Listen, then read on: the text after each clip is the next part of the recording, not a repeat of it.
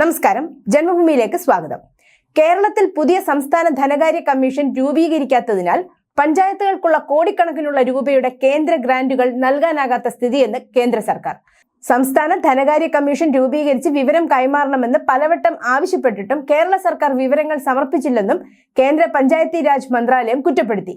ഇതുമൂലം കേരളത്തിലെ പഞ്ചായത്തുകൾക്കായി 15ാം ധനകാര്യ കമ്മീഷൻ ശുപാർശ ചെയ്ത പ്രകാരം വിതരണം ചെയ്ത 5337 കോടി രൂപയുടെ ഗ്രാന്റിന്റെ അടുത്ത ഗഡു നൽകാനാകാത്ത സ്ഥിതിയാണെന്നും കേന്ദ്ര സർക്കാർ വ്യക്തമാക്കി.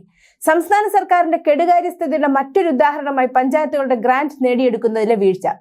14ാം ധനകാര്യ കമ്മീഷൻ ഗ്രാന്റായി 2015-16 മുതൽ 2019-20 വരെ 3774.20 കോടി രൂപയും 15ാം ധനകാര്യ കമ്മീഷൻ ഗ്രാന്റായി 2020-21 മുതൽ 26-27 വരെ 5337 കോടി രൂപയും കേരളത്തിലെ പഞ്ചായത്തുകൾക്ക് കേന്ദ്ര സർക്കാർ നൽകി.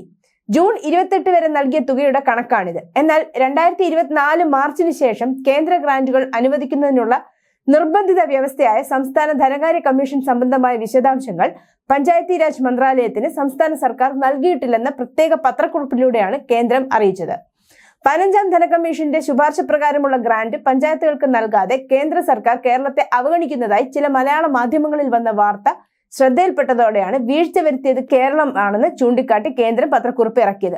മുൻ ചീഫ് സെക്രട്ടറി SM വിജയാനന്ദ് ചെയർമാനായി 2019 രൂപീകരിച്ച 6ാം സംസ്ഥാന ധനകാര്യ കമ്മീഷന്റെ കാലാവധി 2021 ആഗസ്റ്റിൽ അവസാനിച്ചതാണ്. പുതിയ ധനകാര്യ കമ്മീഷനെ നിയമിക്കാൻ 2ാം പിണറായി സർക്കാർ 3 വർഷമായിട്ടും തയ്യാറാകാത്തതാണ് പ്രതിസന്ധിക്ക് കാരണം. സംസ്ഥാന ധനമന്ത്രി KN ബാലഗോപാൽ വരുത്തിയ ഗുരുതര വീഴ്ചയാണിത്. 15ാം ധനകാര്യ കമ്മീഷന്റെ ശുപാർശകൾ പ്രകാരം എല്ലാ സംസ്ഥാനങ്ങൾക്കും ധനകാര്യ കമ്മീഷൻ രൂപീകരിക്കുകയും കമ്മീഷൻ ശുപാർശകൾ അനുസരിച്ച് പ്രവർത്തിക്കുകയും വേണം. സംസ്ഥാന ധനകാര്യ കമ്മീഷന്റെ നടപടികളെക്കുറിച്ച് 2024 മാർച്ചിലോ അതിനു മുമ്പോ സംസ്ഥാന നിയമസഭ മുമ്പാകെ വിശദീകരണ മെമ്മോറാണ്ടം സമർപ്പിക്കണമെന്നതും നിർബന്ധമാണ്. 2024 മാർച്ചിന് ശേഷം സംസ്ഥാന ധനകാര്യ കമ്മീഷൻ സംബന്ധിച്ച ഭരണഘടനാ വ്യവസ്ഥകൾ പാലിക്കാത്ത സംസ്ഥാനങ്ങൾക്ക് കേന്ദ്ര ഗ്രാന്റുകൾ അനുവദിക്കാനാകില്ല.